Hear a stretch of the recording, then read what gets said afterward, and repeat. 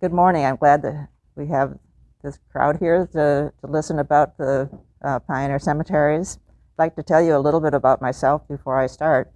Um, I, we moved here in 1970, and then I got busy with all kinds of things with the school and everything. But um, in 1992, I was elected to city council.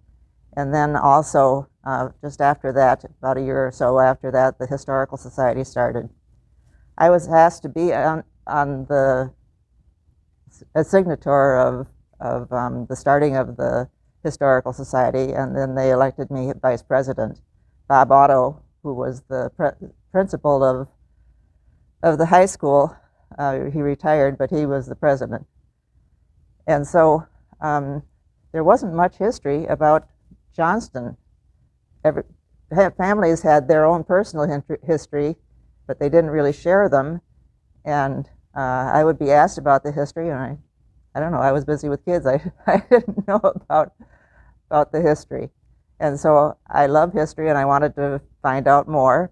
And as we progressed in the Historical Society, we learned more. One of the things that I'm very fond of are the pioneer cemeteries. And on this one, we see the gate to the Ridgedale Cemetery. The date is, oh man, I did it wrong. It's 1847, and it was originally known as the Hunt Family Burial Grounds. The gate has a history too.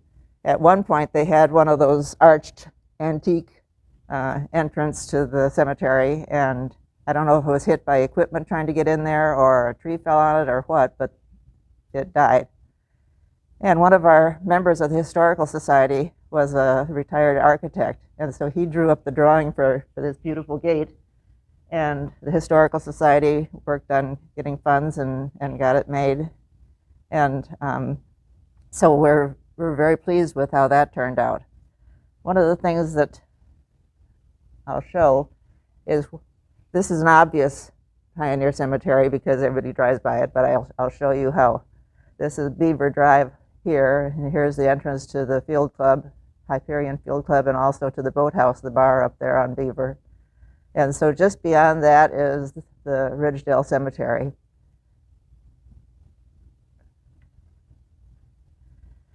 And on this one, the first family that came to the Johnston, it wasn't Johnston at that point, were Ezekiel and Mary Hunt, and they came across the river, and they had a choice to either go north along the ridge where there's trees or south into the prairie. And they chose the trees. They were originally from Kentucky, and they were used to milling. They started a milling operation, and they had 12 children. A year later, their son Daniel died, and he was the first burial in 1847, and he was 20 years old. One of the things about that is that you could homestead for a fogling fee, or you could pay $1.25 for an acre, and a farm of 80 acres could be purchased for $100 plus. One of the things that I was so pleased about being asked to do this is that I was able to look into more records, and Fern Michael was an avid member of the Historical Society because she was a descendant of Ezekiel and Mary, but she never had a picture, and I found a picture. That guy is the picture.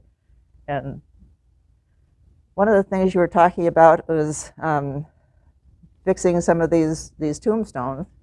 And in one of the genealogy sites, I found a tombstone that has been cleaned up and looking good. So that's Ezekiel before and after. This is another picture of one of the 12 children. That's Jeremiah, and he was a brother of Daniel and the son of Ezekiel and Mary, and he was born in 1833. And this is Daniel's tombstone up there. and it was called the Hunt Family Burial Grounds. It wasn't called Ridgedale. What are those stones made of? Sandstone, I think. It's just Limestone? it's very flaky. Yeah, it disintegrates easily. So, but obviously somebody was able to. That's why I wondered how you clean them without destroying them. We need to find out.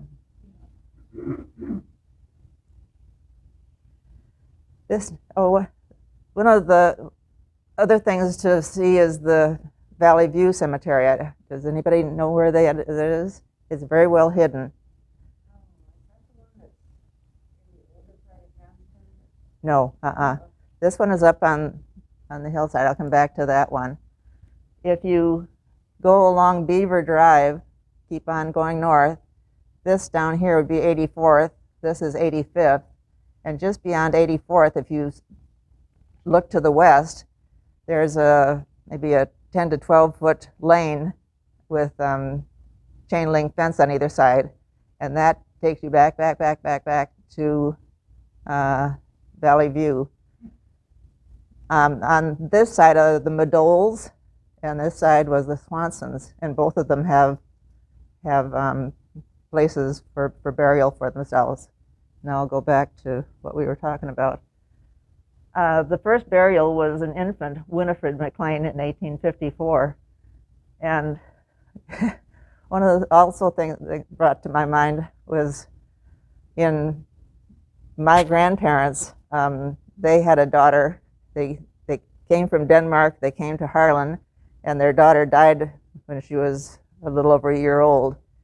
And what was the custom back then, and with this one, is that the next child, they had lots of kids, but the next child that came along that was the right gender got the same name. And so in the census of the different cemeteries, they got confused. They said, there's another Winifred, or this is Winifred, but the date is wrong. But it wasn't that. It was that there was a second child, and that second child died when she was 3. So they decided not to try that name again. The McLean family chose this site. This is overlooking, let's see. This is called Valley View because it looks out over the valley, and that's Camp Dodge. And there's a number of burials there. This is the obelisk of McLean and his wife Olive, and they had 12 children that came from Virginia. But he served as justice of the peace, township clerk, deputy assessor of the county, and he was the first postmaster in the area, known as Ridgedale. If you go into the post office, and just as you go into the door, up on the wall behind there is a poster that we made that shows the history of the post office, and McLean is up there. That was something that the Historical Society did. The Hunt family called it Huntsdale, or Huntsville. Because it was up on the ridge, they called it Ridgedale, so that it went through a number of names. This is the Kinsey Lawson Cemetery, and I'm sure you haven't been back in there either. It was called the Kinsey Cemetery because it was owned by the Kinsey family, but I think there's a story behind that too. All of a sudden it became the Kinsey Lawson Cemetery. Bob Otto was a descendant of the Lawsons, and the school was named John F. Lawson. I've looked into that. I've walked the cemetery. The middle name of the 3 Lawsons that are there is not F, so I don't know where they got F, and I don't want to get into it. It's embedded on that school. On this one, there used to be a lane that went directly from 62nd down to the cemetery before they started the development there just south of the apartments on 62nd.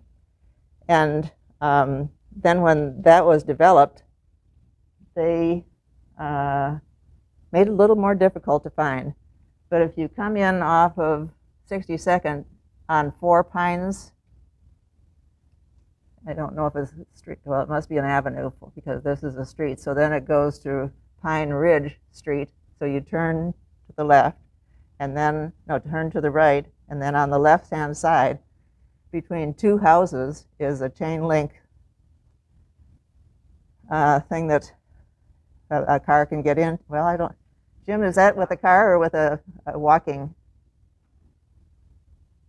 I have not been back there since they took the lane out. Yeah. I went back there when the lane was in, but since they've done the development, I remember I parked there, so I must not have. I decided not to try to get in there. It looks a little narrower than a Yeah, it's quite a ways back in there, but it's all the way back in around in there. And this is Edward Kinsey. He owned the land, and he set aside the Kinsey Cemetery. Well, in talking about, well, I'll get to that. There's a very interesting write-up that I read at the Historical Society Museum about Edward, and I think it's from his diary. And he tells about walking with his mother from their home in Wales, and walk until they got to the boundary of where he lived. And it was very sad about how he had to say goodbye and turn and never to see her again. But he came here. There's his tombstone. And this was established in 1848. There you see the cemetery stones, and this is as it was. I wonder if the stones have been moved back, because all the stones were in front of this tree. The first burial was a 25-year-old Joseph McHenry, and you can see how that stone has been broken, and somebody was able to create a new one using the information from the stone.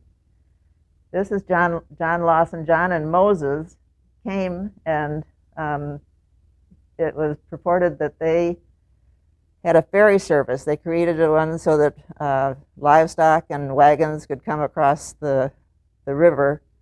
They had land over on the east side of Beaver,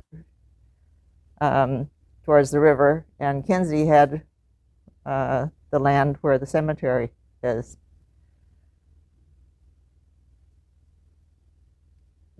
Also, their father is buried there. What struck me, this has the two trees, but does anybody remember Hurd Gardens? Grandma Hurd, that was Bill's mother, wrote an article in the newspaper long ago, and she tells about these trees because she was a forestry person, and she talked about that these trees came from the east, or the seeds of them came from the east, because they had there were four trees, so I think that's where the four pines came from. And they had these trees were not native here, so you couldn't find a red pine anywhere, but somebody must have brought a pine cone or something and planted these trees. I called them the Snodgrass Sentinels, because they had all these children that were buried there. There were 16 children or 13 that died. In reading through the census of the cemetery, there's 22 Snodgrasses. There's more Snodgrasses than Kinseys or Lawsons. So they were prolific, but they seemed to get sick very fast.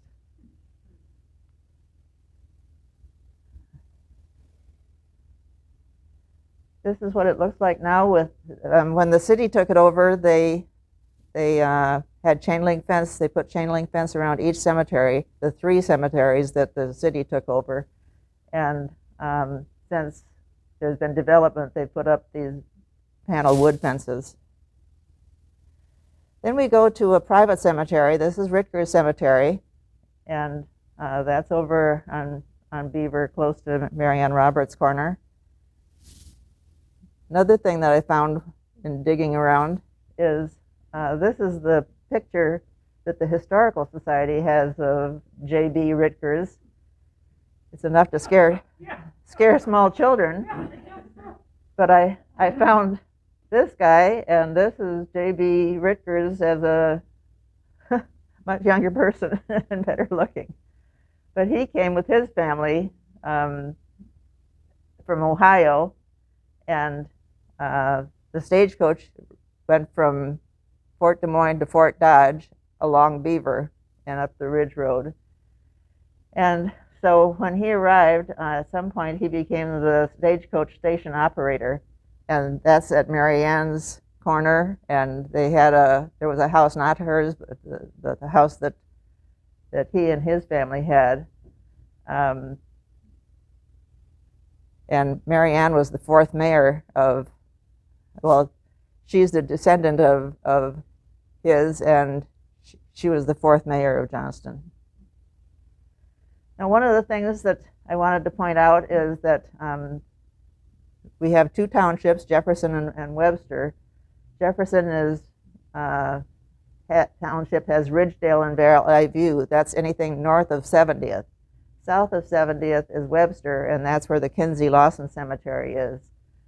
The records were destroyed. At one point, the township, what did they call it, president or whatever he was annoyed when somebody told him that the record keeping wasn't very good. So he destroyed everything. He threw it all out. There was little or no maintenance from the township. Headstones were being destroyed or stolen. The Drake students had that on their list for scavenger hunts, and so there were a number of tombstones found in Drake students' abodes. Chub Kinsey, I don't know if anybody of you remember Chub. He was a sweet guy, but he was as a Kinsey, he was very concerned about the cemetery, and so he took care of it. He mowed it and did the maintenance. And when I was a council member, he came, and on the Historical Society, he came and looked me up, and he was nearly in tears. There had been an ice storm, and on this lane that went into the cemetery, the trees had broken off and branches, and he says it's just too much for him to take care of, and is there anything I could do to help? So I urged the city to take over these three cemeteries because we were losing history. And the city did take them over.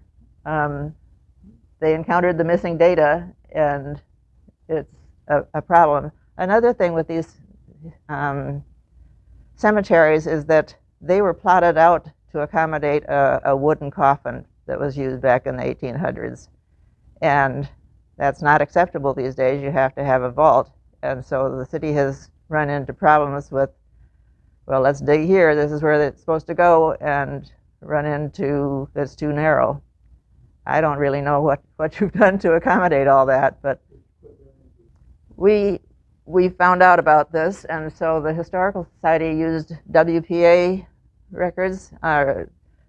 They've had numerous walking surveys of this. I've got the printout of what is data that for Kinsey Lawson Cemetery, and the DAR did a walking survey. I don't know when they did it. In 1967, there was a walking survey. The Historical Society did a walking survey. The thing is that unless there's a tombstone, you don't know. And so I uploaded that data to a website that's called US GenWeb, and it's called the Tombstone Project. And that was back when I had a different email. I got so many emails from people saying, my grandma's buried there and you don't have it. And I said, oh man, this is going to get rough. So I had a copy and paste thing that explained we don't have the data, so if you can tell us more about it, that's fine. And something else that was interesting with my name being there is that I was contacted one time by somebody who, this was Christmas week, before Christmas, and their relative had come back from World War II, and he was not in good shape, and he just walked away from the family. They never saw him again. And since I was the only one that had anything in the Des Moines area, they figured that he was here. They asked me if I could look around. And so I did check on what we had, and he wasn't in Johnston. So I did ask at Glenview, and that's where he was buried. So I contacted the family and told them, and also he had a wife and some children. They were so grateful, and that's one of the things, if you can help somebody, that it makes you feel really good. And so it was a good Christmas gift for them. Find a grave. Well, the US Gen Web, in order to put any data in there, if you find something, that's the other thing, is that I used to get an annual report from the city that I asked Margaret Sharp to give me the names of who was buried, because Valley View and Ridgedale were still active. And so I would add those, but you have to go to the state person in charge of the state, and she or he enters it. And there still is nobody for the state of Iowa on US Gen Web. But they have this new one, Find a Grave. My brother did this in the community that he lived in, went and took pictures of all the graves. And it has so much more information. There's pictures of the tombstones. There's who's the child, who's the parent, who's the spouse, who's the sibling. All of them are listed there, and that's where I found the picture of Ezekiel Hunt. That's where I found the better picture of Ritgers. Another thing that's kind of strange is that Kinsey, Valley View, and Ritgers are found under Johnston, because you go to the state, you go to the city. But Ridgedale is found in Camp Dodge as if that's a city. So that needs to be clarified, because people are missing Ridgedale, because who'd think that they would be in Camp Dodge? But I printed off the Kinsey Lawson Cemetery census. That it's extremely interesting, and it shows the death date and what their age was, and there are so many people that came in 1850s. It's a lot of people that showed up here, and these things are fascinating. For the other cemeteries, it's about that wide. I don't know how you'd print such a thing and be able to read it if you put it on that much. But if you are interested in helping out to make data accurate and helping out to do some detective work, it's fascinating to go to these cemeteries and see what you can find. You know, this whole thing has been a headache for the city, but the city has 3 beautiful cemeteries. They're well kept, and it's beautiful to be there.